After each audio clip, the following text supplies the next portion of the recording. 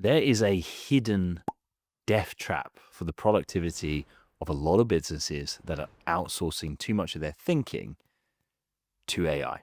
I'm all in on AI. We build AI products that do amazing things, that win awards for our clients. But I want to talk to you about the AI finger trap. AI is not a free lunch. It's not a magical intelligence that you plug into your business that never gets anything wrong, that acts with high amounts of common sense and can deal with fresh, new, never seen before scenarios. In fact, there is a direct cost that is generated for all of the AI that you add into your business. When you generate an output with AI, you will most often generate an equal and opposite reaction within your business.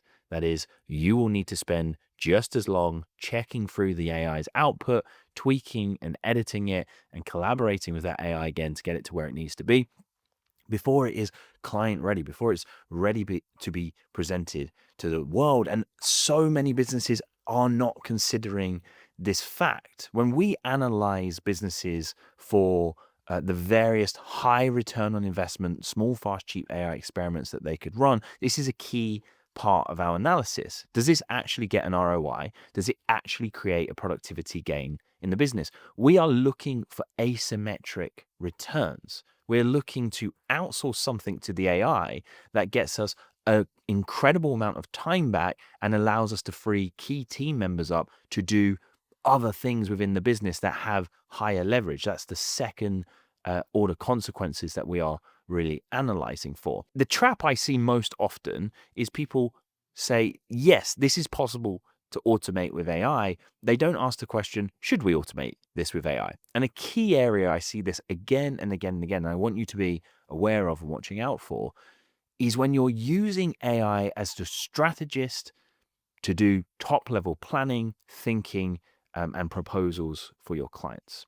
If you are going to use AI to create a strategy and a proposal that you are going to be responsible for delivering and send that to your clients without checking it, you are going to end up unstuck, undone by the very fact that AI often does not operate with common sense. My coach often says to me, the funny thing about common sense is it's not that common. AI definitely embodies that saying. When you have an AI that is responsible for the strategy, for the proposal, for the pitch, it generates an equal and opposite reaction of the amount of checking you've got to do. It is much better to work with an AI in a slightly different way. We call it the 10-80-10 method. That is where you do the 10% deep dive, really define what it is you're going to do, what you want the client, what you want to do for the client, what the strategy is, what the key considerations are, what the kind of parameters of the game are.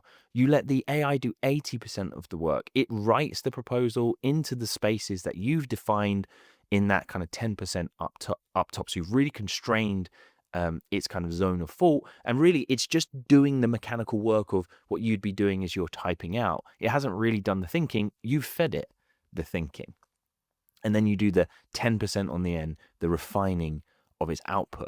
But ask yourself, the AI initiatives that you've got, the AI that you are working with in your business, is it actually getting you a productivity gain? Or is it this kind of weird trade that you've made where you feel more productive because you can see the AI spitting all this content out? But if you were to look at it, you spend just as much time reprompting and getting it to do something in line with what you want, or making massive changes on the back end of that output because you didn't template the output. You didn't give it the context. You didn't give it the thinking that it needs. Don't outsource your thinking to AI. Stay firmly in the driving seat and you will have a better business for it. You will be one of the companies that actually gets a win from AI rather than one of the companies that is consumed by AI, producing messy, sloppy outputs and suffering as a result. Thanks for watching. Don't forget to like, share, and subscribe. Hopefully you found that useful. If you did, YouTube thinks you will like these videos next.